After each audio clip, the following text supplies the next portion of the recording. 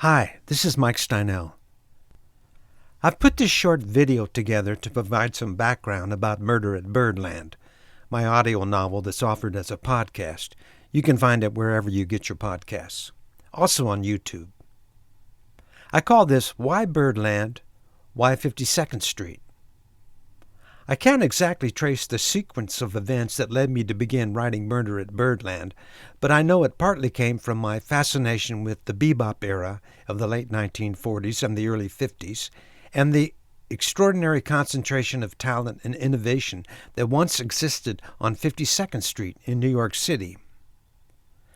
The relationship between proximity and artistic development is age-old.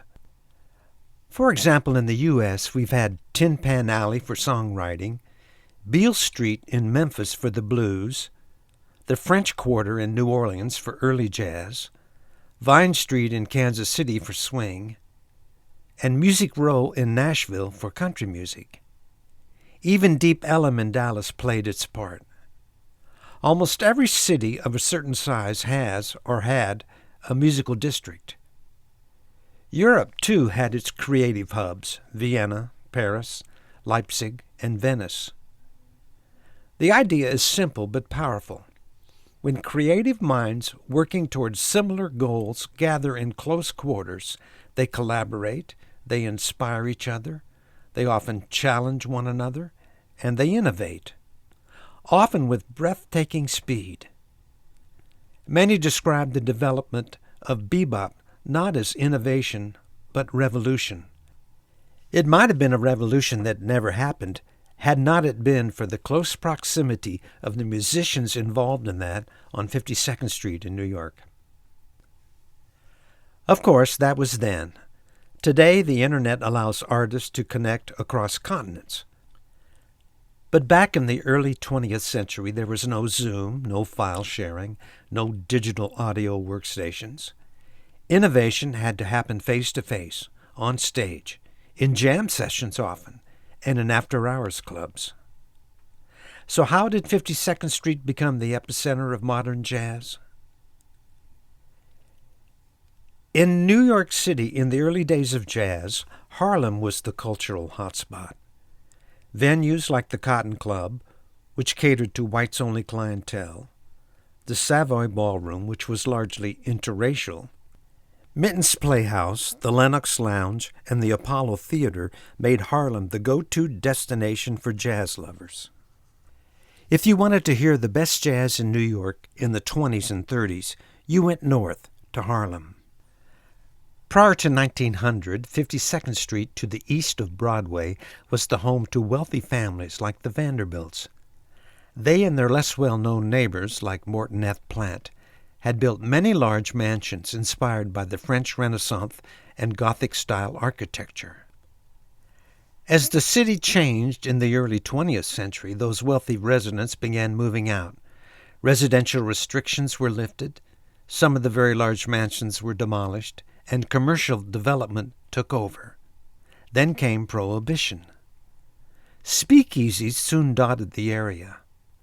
One of the most famous was the 21 Club, which had a hidden bar that rolled away when police showed up.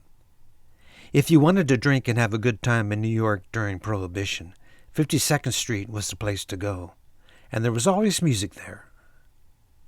The transformation of 52nd began in earnest after Prohibition was repealed in 1933. Bars and jazz clubs sprang up like wildflowers.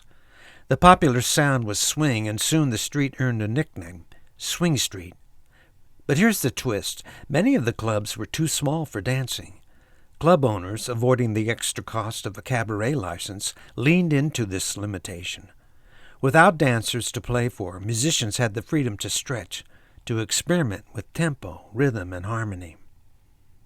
This freedom laid the groundwork for bebop. The real pioneers of this new sound, players like Dizzy Gillespie, Charlie Parker, and Thelonious Monk, had already begun experimenting uptown in Harlem at places like Mitten's Playhouse, Monroe's Uptown, and Dan Wall's Chili House. But by the early 1940s, they found a new home downtown, 52nd Street. In November of 1943, Dizzy Gillespie's quintet, featuring Charlie Parker, opened at the Onyx Club. And from there, bebop exploded into the mainstream. Within just a few years, 52nd Street had become an incubator for modern jazz. By the mid-1940s, the street was nothing short of legendary. On any given night, within just a couple of blocks, you could hear the likes of Oscar Pettiford, Bud Powell, Art Tatum, Coleman Hawkins, Willie the Lion Smith, Billie Holiday, Count Basie, Art Hose, Sidney Bechet, and more. Imagine that, all within walking distance. Just like Martin Spencer, the main character in Murder at Birdland, I would have loved to have been there during that time. If you were already listening to Murder at Birdland, thanks for checking it out. New episodes drop every Monday at 8. If you haven't checked it out yet, give it a try. I always welcome comments and criticisms. You can email me at mike@mikesteinell.com. Thanks. Here's a little bit of music from our new CD, Murder at Birdland.